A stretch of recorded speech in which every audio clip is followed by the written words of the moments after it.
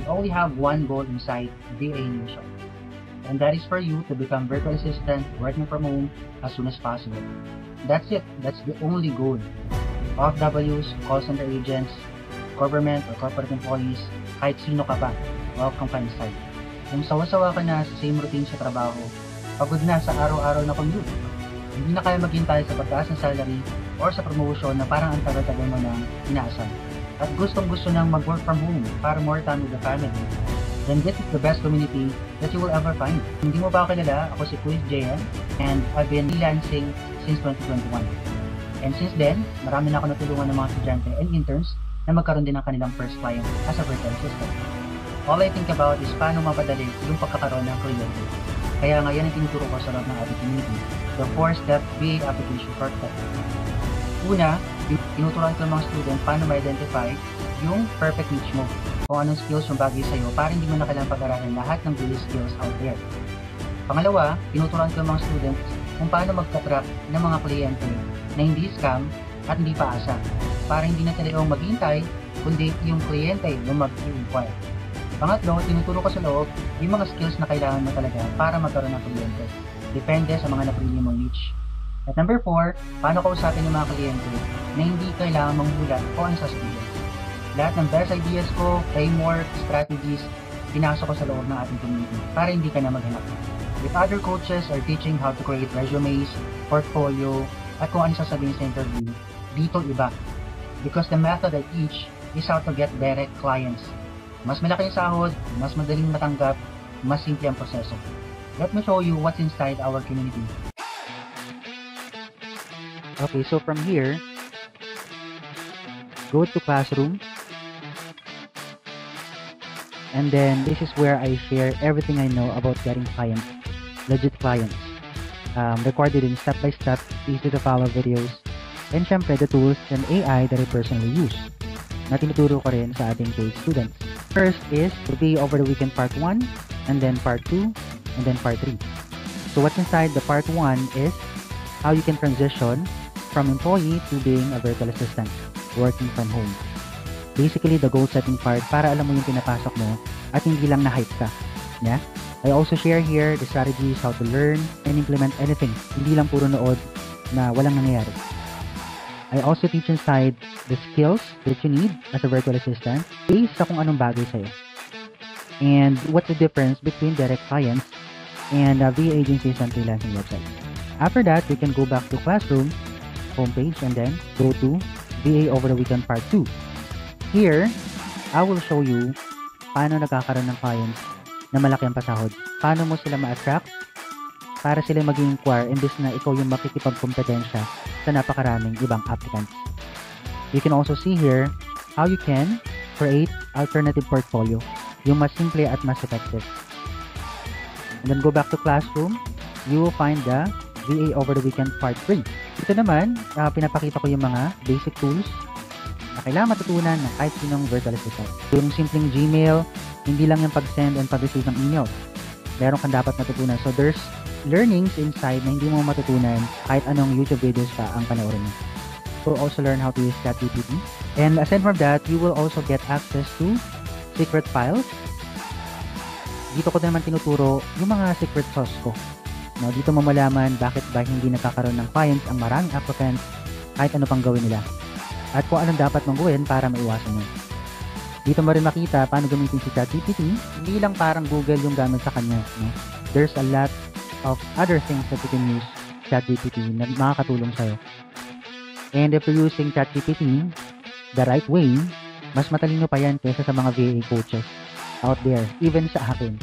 So, ituturo ko sa'yo kung paano siya gamitin properly.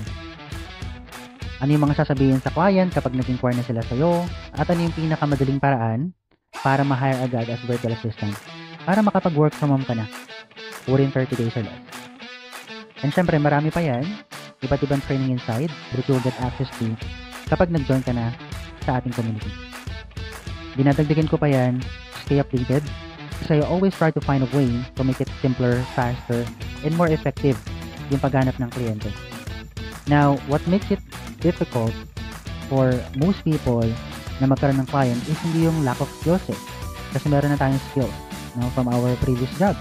Kailangan mo nilang gawin is i-match mo yung existing skills mo sa mga applyan mo as virtual assistant.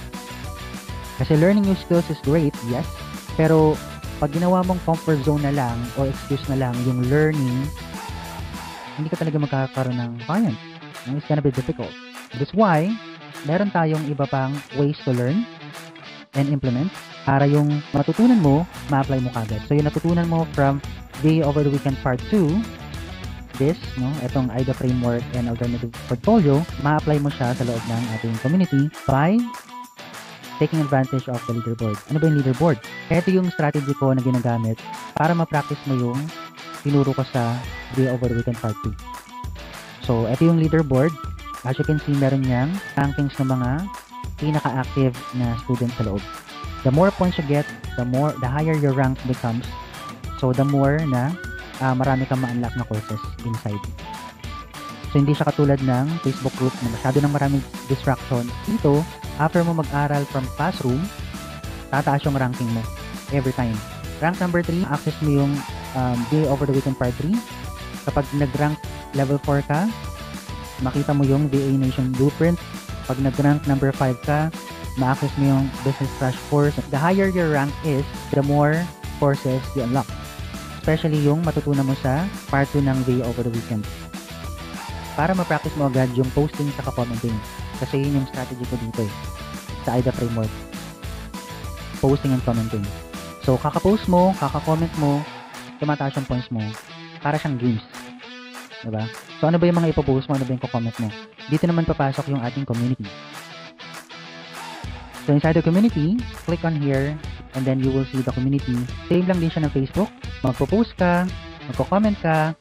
So, lagay mo yung test, post, title, test, post, caption. Pwede ka mag-add ng pictures, videos, it's up to you. And then select mo lang yung category. If you have a question, then tag question. Kung gusto mo lang mag-share anything, just share anything. And then, post mo lang siya. Yeah. So, na-post na siya. Ito na yung post mo. That easy. And then, magko-comment ka. Pili ka lang ng post, and then mag-comment ka lang. So, click mo yan, and then, comment ka lang sa baba. Leave your comment below. So, that's it. So, same lang din siya ng Facebook. Pero, ang difference is, dito may mapapala ka pag tumambay ka. Kasi you get points every time. Yeah? That's why I suggest i-download mo tong app. After mo mag-join sa loob, meron tayong link sa loob how to download it. Download mo tong community app. And then, itabi mo siya sa Facebook app mo. Para every time you open Facebook, you ask yourself muna, ano ba yung goal mo for today? Is it scrolling or is it learning and implementing? So, dalawa lang naman kailangan mong gawin, posting, commenting. That's it. May points ka na.